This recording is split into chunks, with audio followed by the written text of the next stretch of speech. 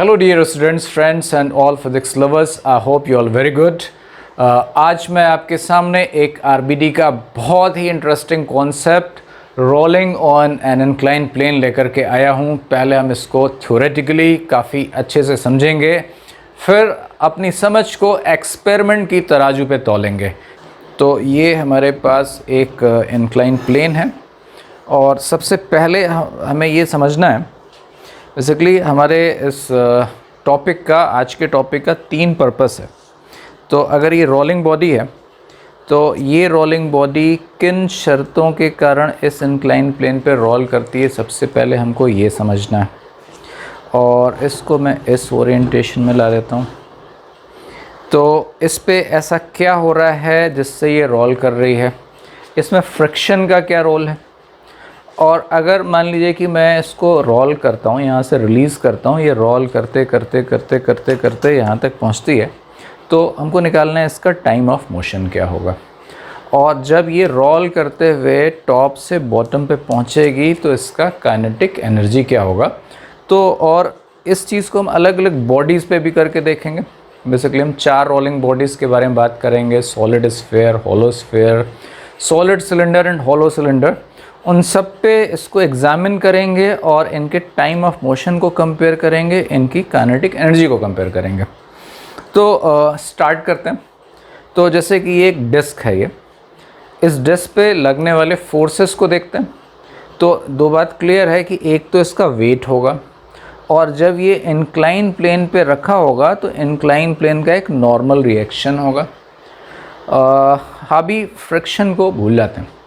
अगर हम इन दोनों फोर्सेस के बारे में बात करें तो नॉर्मल रिएक्शन ऊपर लग रहा है इंक्लाइन प्लेन के नॉर्मल, इस वेट के 2 कंपोनेंट हो जाएंगे। वेट का एक कंपोनेंट इंक्लाइन प्लेन के अलोंग होगा, वो कंपोनेंट अगर इसका इंक्लिनेशन थीटा है तो वेट का वो कंपोनेंट हो जाएगा mg sin थीटा, और वेट का कंपोनेंट इंक्लाइन प्लेन के परपेंडिकुलर हो जाएगा mg cos थीटा। इस बॉडी के पास फ्रीडम नहीं है इसको तोड़ के नीचे जाने की, इसको छोड़ के ऊपर जाने की। इसका मतलब कि इंक्लाइन प्लेन की परपेंडिकुलर डायरेक्शन में मोशन अलाउड नहीं है। तो नॉर्मल रिएक्शन और mg cos थीटा बैलेंस हो जाने चाहिए। एक अनबैलेंस फोर्स mg का कंपोनेंट mg sin थीटा इधर बच जाएगा, वो mg का कंपोनेंट इसको नीचे लाएगा। अब ये ऐसे स्लाइड करते हुए आएगा या यूँ आएगा, ऐसा होगा, इसके लिए एक किसी और फोर्स की ज़रूरत है। पहले देखते हैं कि अगर ये स्लाइड नहीं करता है या अगर इतने ही फोर्स होते हैं तो क्या ये रोल कर सकता है, रोटेशन कर सकता है। हमको पता है कि बॉडी को रोटेट करने के लिए उस पर टॉर्क लगना ज़रूरी है, और जब भी body CTRM combined translation and rotation करता है तो टॉर्क हमको लेना होता है सेंटर ऑफ मास से। तो सेंटर ऑफ मास के अबाउट ही ये फोर्स mg और नॉर्मल लग रहा है, इनका टॉर्क हो गया 0। तो ये दोनों फोर्स तो इसको घुमा नहीं सकते हैं। तो अब इसको घुमाएगा कौन? तो घुमाने के लिए हमको एक और फोर्स चाहिए, और वो फोर्स होगा ग्राउंड और इनके बीच का फ्रिक्शन, और वो फ्रिक्शन कुछ इस तरह से लग जाना चाहिए ऊपर की ओर।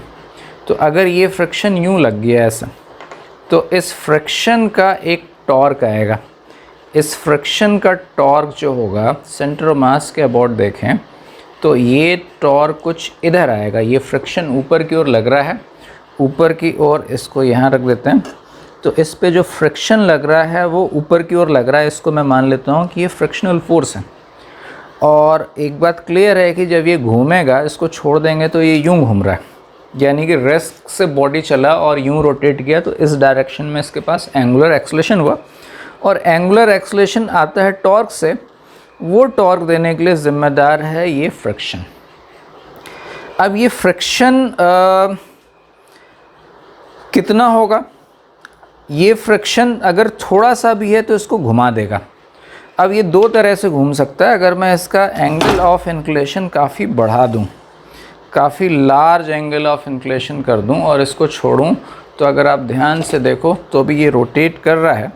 थोड़ा सा और एंगल ऑफ इंक्लिनेशन बढ़ा दूं और इसको छोड़ूं, तो ये यूँ इसको छोड़ा हमने और ये यूँ स्लाइड करते हुए जा रहा है। बहुत ही हल्का सा रोटेशन हो रहा है। तो स्लाइडिंग और रोटेशन प्रॉपरली मैच नहीं कर रहे हैं, इसके लिए एक बड़े फ्रिक्शन की ज़रूरत है।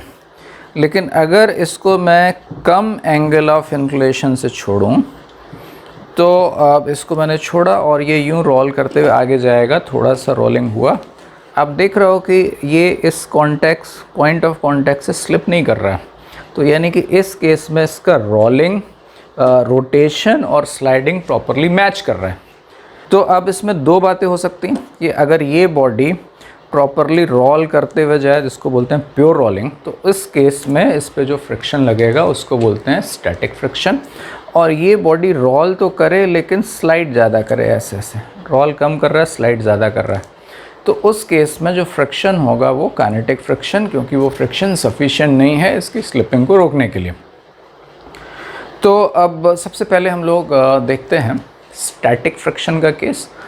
और स्टैटिक फ्रिक्शन के केस में जब इस बॉडी को रिलीज़ किया जाएगा तो इस बॉडी के सेंटर ऑफ मास का क्या एक्सेलरेशन होगा और कितना स्टैटिक फ्रिक्शन लगेगा।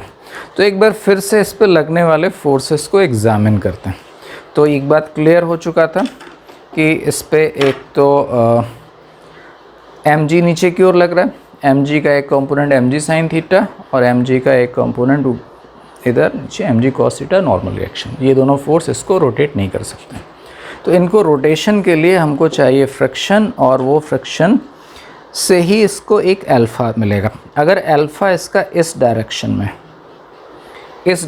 में अल्फ़ा है और एक्सेलरेशन ऐसे और प्योर रोलिंग कर रहा है, तो अल्फ़ा और ए प्रॉपरली मैच होने चाहिए with relation a is equal to r alpha. अब इसके इक्वेशंस ऑफ मोशन लिखना शुरू करते हैं। तो सबसे पहले हमने काइनेमेटिकल इक्वेशन लिख दिया नो स्लिपिंग की कंडीशन के लिए। तो काइनेमेटिकल इक्वेशन हो गया, इसको रिलीज करते हैं। काइनेमेटिकल इक्वेशन हो गया a is equal to r alpha. Centre of mass के ट्रांसलेशन का इक्वेशन लिखेंगे along this direction f naught is equal to m a c m net force m ji sine theta minus f S is equal to mass into acceleration is equal to m s. ये second equation हो गया। Incline plane की perpendicular direction में motion allowed नहीं, तो इस direction में n is equal to M G cos theta. अब बच गया इसके रोटेशनल मोशन का इक्वेशन। तो रोटेशनल मोशन का इक्वेशन हो गया torque about centre of mass is equal to moment of inertia into alpha. तो अलग अलग बॉडीज़ का मोमेंट ऑफ इनर्शिया इसके अबाउट आई मान लेते हैं, सेंटर मास के अबाउट, रेडियस को आर मान लिया। तो फ्रिक्शन का टॉर्क हो गया F S into R is equal to I into alpha. तो ये चार इक्वेशंस बन गए हमारे। अब थोड़ा सा इसको सिंप्लीफाई कर लें। अब अल्फ़ा को ए बाई आर कर लें, है ना, थोड़ा सा साइड को इधर अरेंज कर लें और finally we can solve it. तो इनको सॉल्व करेंगे तो हमको मिलेगा a acceleration is equal to g sine theta upon 1 plus I by m are square. तो ये एक्सेलरेशन का एक्सप्रेशन आ जाएगा। आप इसमें देखो ये सारी, अगर इसमें जो डिफरेंस है वो डिफरेंस है I by m are square factor का, इस पर भी हम आते हैं। और इसी तरह से एक्सेलरेशन की वैल्यू इक्वेशन सेकंड में या इक्वेशन फोर्थ में रख दें तो हमको स्टैटिक फ्रिक्शन की वैल्यू मिल जाएगी। जो स्टैटिक फ्रिक्शन की वैल्यू हो जाएगी M ji sine theta upon 1 plus M R square by I. So we've got two expression, one for acceleration and one for static friction. और जैसा कि मैंने शुरू में दिखाया था कि अगर हम इसका एंगल ऑफ इंक्लिनेशन बढ़ा दें तो बॉडी स्लिप करने लगेगा, और बॉडी और इनके बीच में किसी पर्टिकुलर एंगल ऑफ इंक्लिनेशन के लिए कितना कोएफिशिएंट ऑफ फ्रिक्शन चाहिए उसको एग्जामिन करते हैं। तो अभी जैसे कि हमने एक्सप्रेशन निकाला, स्टैटिक फ्रिक्शन प्योर रोलिंग करने के लिए ज़रूरत होती है F S is equal to M ji sine theta upon 1 plus I by 1 plus M R square by I. और हम ये भी जानते हैं कि स्टैटिक फ्रिक्शन की वैल्यू फिक्स नहीं होती है, ज़रूरत के हिसाब से अपनी वैल्यू को एडजस्ट करता है।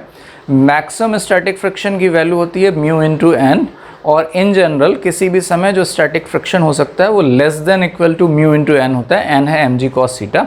तो स्टैटिक फ्रिक्शन जो कि हमने निकाला हुआ है I F S is equal to M ji sine theta upon 1 plus M R square by I, and that is also equal to less than equal to mu N, यानी कि less than equal to mu M G cos theta. तो इसको simplify करेंगे तो हमको मिलेगा mu is greater than equal to tan theta upon 1 plus M R square by आई।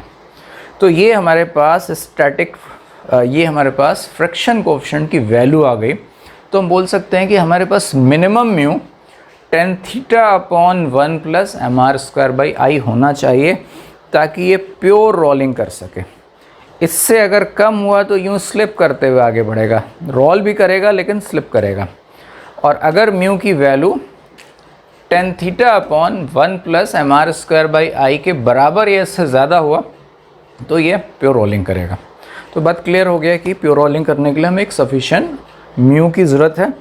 अब एक आगे और एक केस को एग्जामिन करते हैं जो कि इस वीडियो की सोल है, और वो ये है कि अगर हम 4 रोलिंग बॉडीज़ को, एक सॉलिड स्फीयर को, एक सॉलिड सिलेंडर को और एक हॉलो स्फीयर और ये है हॉलो सिलेंडर को, इन सब को एक साथ, अब मैं यहाँ पर तो अभी नहीं करा पाऊँगा क्योंकि इसकी विड्थ बहुत कम है, तो अगर इनको यहाँ से छोड़ा जाए एक साथ प्योर रोल करते हुए और ये नीचे जाएंगे तो सबसे पहले कौन पहुँचेगा, सबसे बाद कौन पहुँचेगा, और उसको एक ऑर्डर में अरेंज करना है। तो इसको समझते हैं, और ये मैं मान रहा हूँ प्योर रोलिंग के केस में। तो हमने क्या किया, हमने इसका थीटा फिक्स कर रखा हुआ है, प्योर रोलिंग हो रही, स्टैटिक फ्रिक्शन लग रहा है, तो ये लेंथ फिक्स्ड हो गई यहाँ से यहाँ तक जाने का। यहाँ पर जब छोड़ा किसी भी बॉडी को तो वो रेस्ट पे था, और इसका एक्सलेशन सेंटर मास का हमने निकाल लिया। सेंटर मास एक कांस्टेंट एक्सलेशन चल रहा है, तो जब ये बॉडी यहाँ से यहाँ चला तो इसके साथ इसका सेंटर मास भी आ गया। सेंटर मास ये ln चल के आया, इनिशियल वेलोसिटी 0 और यूनिफॉर्म एक्सलेशन a से। तो यहाँ से यहाँ तक के मोशन का जो टाइम है हम लगा सकते हैं second equation s = ut + ½ at² u0। तो सिंप्लीफाई किया तो हमको मिल गया t = √2l/a। अब a की वैल्यू हमने अभी जो निकाला था mg sin theta upon 1 plus mi/mr², उसको इस में रख देते हैं। तो हमको क्या मिलेगा, हमको मिलेगा t time = √2l into 1 plus i/mr² and divide by g sin theta. तो आप देखो इसमें क्या वेरिएबल है, g सबके लिए सेम है, थीटा सबके लिए सेम है, l सेम है।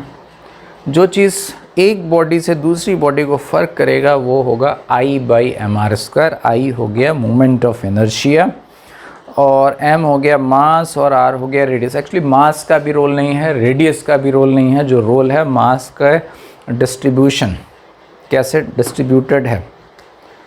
तो अब एक एक बॉडीज़ को देखते हैं। सबसे पहले ये सॉलिड स्फीयर है और इसका सेंटर मास के अबाउट जो भी एक्सिस जाएगा, यानी कोई भी डायमीटर होगा, उसका मोमेंट ऑफ इनर्शिया होता है 2/5 mr²। तो i/mr² की वैल्यू हो गई कितनी, 2/5 यानी कि 0.4। और फॉर्मूला बोल रहा है कि जिसका i/mr² ज़्यादा होगा उसका टाइम कम होगा, तो इसका i/mr² आया है 0.4। सेकेंड नंबर है सॉलिड सिलेंडर। सॉलिड सिलेंडर का मोमेंट ऑफ इनर्शिया इसकी एक्सिस के अबाउट होता है 1/2 mr²। तो i/mr² इसके लिए आ गया 0.5। तीसरा नंबर है हॉलो स्फीयर का। हॉलो स्फीयर का moment of inertia divide by mr² का रेशियो होता है 2/3 यानी कि 0.67। और चौथा नंबर है हॉलो सिलेंडर। हॉलो सिलेंडर या रिंग का भी वही होता है। तो हॉलो सिलेंडर का i/mr² आता है 1। i होता है mr², i/mr² हो गया 1। तो आप देखो तो i/mr² सबसे कम है सॉलिड स्फीयर का और सबसे ज़्यादा है हॉलो सिलेंडर का। तो इस रेस में जीतना चाहिए सॉलिड सिलेंडर को, सॉलिड स्फीयर को, और हारना चाहिए हॉलो सिलेंडर को। अब इसको एक्सपेरिमेंटली करके देखते हैं। तो रोलिंग बॉडीज़ रेसिंग के लिए रेडी हैं और रेसिंग का ग्राउंड है मेरा टेबल। इस टेबल की लेंथ बहुत ज़्यादा नहीं है, तो टाइम ऑफ मोशन को कंपेरेबल करने के लिए, ताकि हम उनका डिफरेंस पता कर सकें, मैंने इसका इंक्लेशन बहुत ही कम रखा हुआ है, क्योंकि time of motion is inversely proportional to sine theta. Theta कम होगा तो टाइम ऑफ मोशन थोड़ा सा बढ़ जाएगा।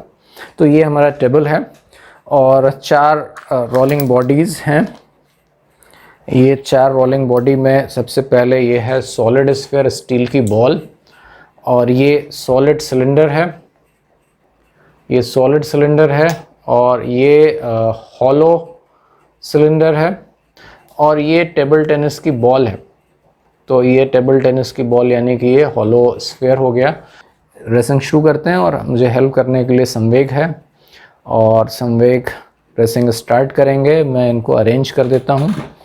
तो सबसे पहले हम रखेंगे सॉलिड स्फीयर, फिर ये है सॉलिड सिलेंडर, और ये है हॉलो स्फीयर, और ये है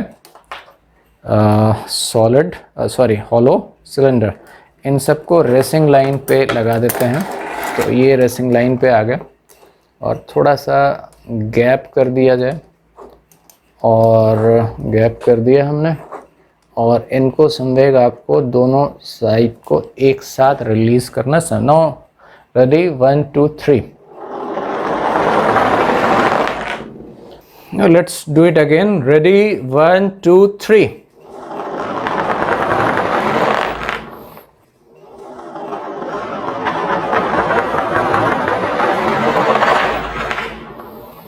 तो अभी हमने बहुत क्लियरली देखा, solid sphere is the winner, solid cylinder was the runner up, and third position थी हॉलो स्फीयर की, और फोर्थ पोजीशन थी हॉलो सिलेंडर की। और एग्जैक्टली वैसा ही हुआ जैसा कि फॉर्मूला प्रेडिक्ट कर। अब आगे एक नेक्स्ट कॉन्सेप्ट पे चलते हैं।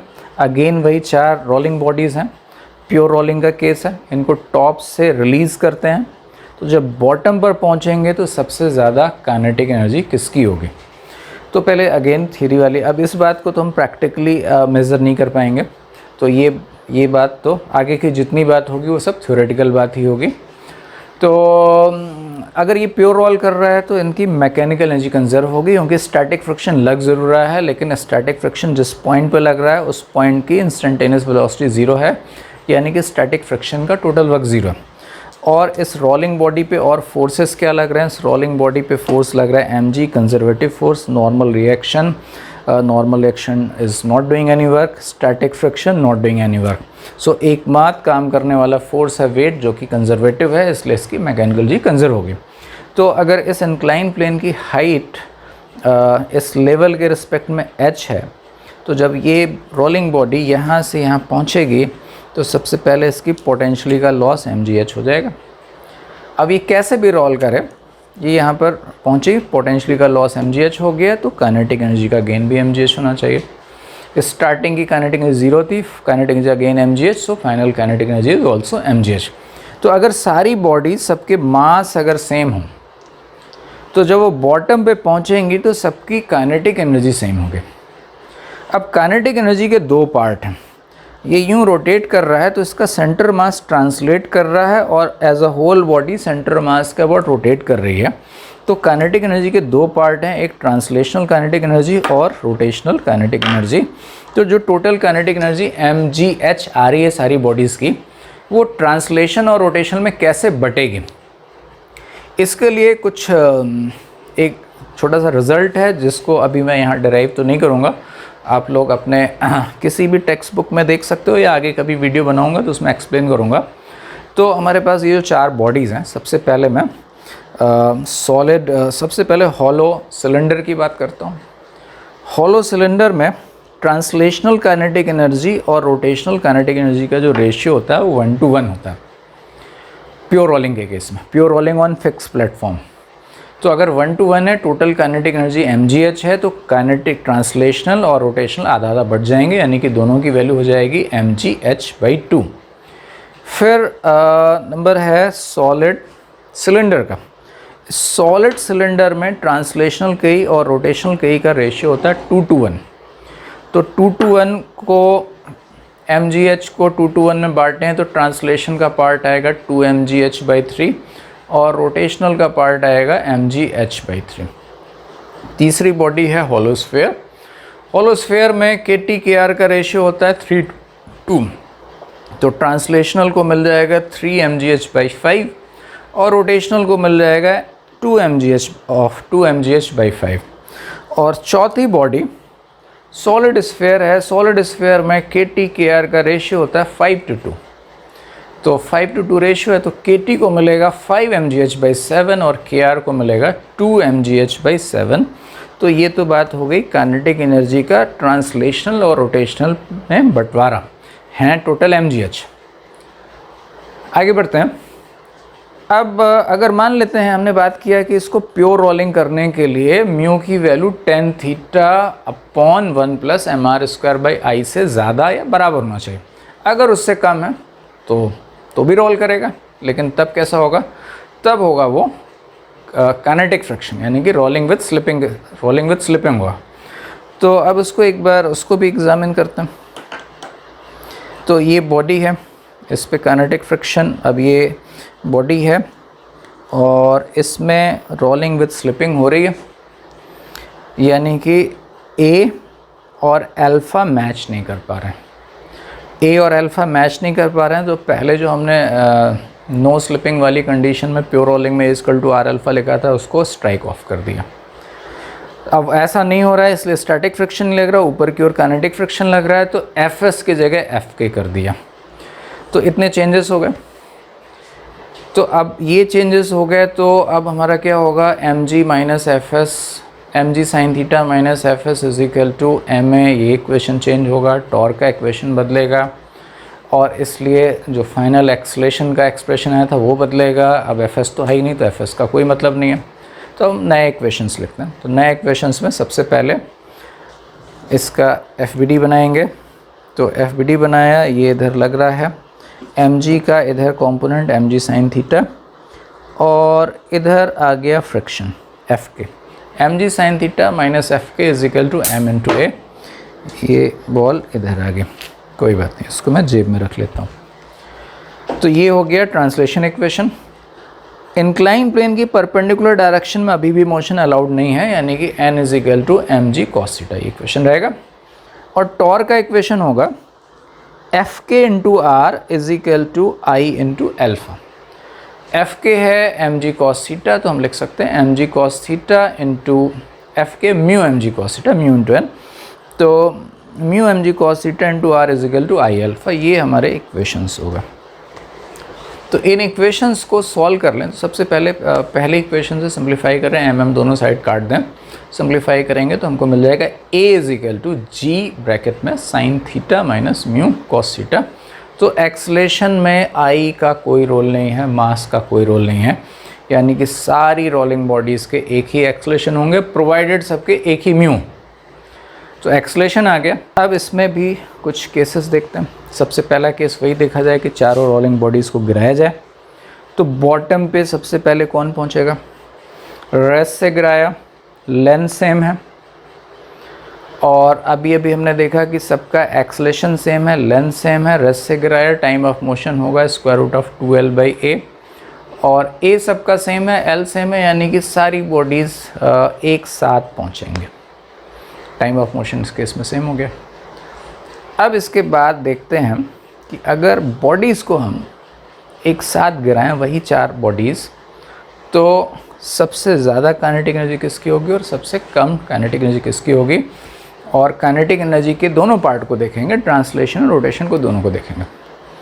तो पहले ट्रांसलेशनल काइनेटिक एनर्जी के पार्ट को समझता हूँ। यहाँ से मैं कोई एक बॉडी है, ये एक रिप्रेजेंटेटिव बॉडी है, इसको मैंने यहाँ से रिलीज़ किया। एल सेम, थीटा सेम सबका, इनिशियली रेस्ट पे, सेंटर मास रेस्ट पे, एक्सलेशन सबका सेम है, बॉटम पे एक्सलेशन सबका सेम है, टाइम सबका सेम है, निकाल चुके हैं। तो जब ये बॉटम पर पहुंचेगा स्लाइड करते हुए और रोल करते हुए, तो सेंटर मास के पास कुछ वेलोसिटी आ जाएगी। तो यहाँ से यहाँ तक हम सेंटर मास के मोशन के लिए लगा देंगे v = u + at। u0, a same, t same. तो बॉटम पर जब पहुँचेंगे तो सबकी ट्रांसलेशनल सेंटर मास की वेलोसिटी सेम आएगी, v सेम आएगा। तो v सेम आया, अगर सारी बॉडीज़ के मास सेम है तो ट्रांसलेशन के ही ½ mv², ये भी सबका सेम होगा। तो ट्रांसलेशनल पार्ट ऑफ के ही तो सेम हो गया। रियल थिंग है रोटेशनल पार्ट, क्योंकि रोटेशनल डायनेमिक्स पढ़ रहे हैं। तो रोटेशनल डायनेमिक्स को समझते हैं, इसके रोटेशनल काइनेटिक एनर्जी वाले पार्ट को समझते हैं। तो पहले इसका टॉर्क देखते हैं। इधर लग रहा है एफ के mu M G cos theta सबके लिए सेम है, आर सबका सेम है, तो टॉर्क सब पे सेम होगा, सारी बॉडीज़ पे टॉर्क सेम हो गया। टॉर्क क्या करता है, टॉर्क को थोड़ा टाइम दो, एंगुलर मोमेंटम का चेंज करेगा। Torque is equal to delta L by delta T, delta L change in angular momentum, delta T time interval. तो डेल्टा टी टाइम में एंगुलर मोमेंटम का चेंज हो गया, delta L is equal to torque upon torque into delta T. तो हमने देखा कि सब पे टॉर्क सेम लग रहा है और सबका टाइम ऑफ मोशन सेम है, तो सबका एंगुलर मोमेंटम सेम होगा, एंगुलर मोमेंटम का चेंज सेम होगा। रेस्ट से शुरू हुआ तो सबके इनिशियल एंगुलर मोमेंटम 0 थे, चेंज सेम है तो सबके फाइनल एंगुलर मोमेंटम सेम होगा। तो क्या क्या सेम हो गया, देखिए बहुत सारी चीज़ें सेम हो गई, acceleration same, time same, torque same, angular momentum same. अब रोटेशनल काइनेटिक एनर्जी पे आते हैं। रोटेशनल काइनेटिक एनर्जी का फॉर्मूला एंगुलर मोमेंटम के टर्म में होता है k is equal to L square by 2i। तो L सेम, जिसका I सबसे कम उसका KR सबसे ज़्यादा, जिसका I सबसे ज़्यादा उसका KR सबसे कम। तो रोटेशनल काइनेटिक एनर्जी सबसे ज़्यादा किसकी होगी, जिसका I सबसे कम होगा। I सबसे कम किसका है, सॉलिड स्फीयर का। तो सॉलिड स्फीयर का KR सबसे ज़्यादा होगा, सबसे कम किसका होगा, सबसे कम उसका होगा जिसका I सबसे ज़्यादा है, यानी कि हॉलो सिलेंडर का। और बीच में आ जाएंगे आपके सॉलिड सिलेंडर और हॉलो स्फीयर। तो ओवरऑल काइनेटिक एनर्जी भी सबसे ज़्यादा होगी सॉलिड स्फीयर की, फिर नंबर आएगा सॉलिड सिलेंडर का, फिर नंबर आएगा हॉलो स्फीयर का, फिर लास्ट नंबर आएगा हॉलो सिलेंडर का। तो इस तरह से हमने बहुत सारी चीज़ें देखी और थ्योरेटिकल पॉइंट ऑफ व्यू से भी देखा और एक उस पर प्रैक्टिकल किया। तो इससे आपका इंक्लाइन प्लेन पे रोटेशन का सारा कॉन्सेप्ट क्लियर होना चाहिए, लेकिन क्वेश्चन क्लियर होने की गारंटी होती है जब न्यूमेरिकल्स लगे। रिलेटेड न्यूमेरिकल्स करिए आप एरोडो बुक से, HCV बुक से, आपके सारे डाउट्स क्लियर हो जाएंगे। Thank you for watching this video, stay tuned for more such video.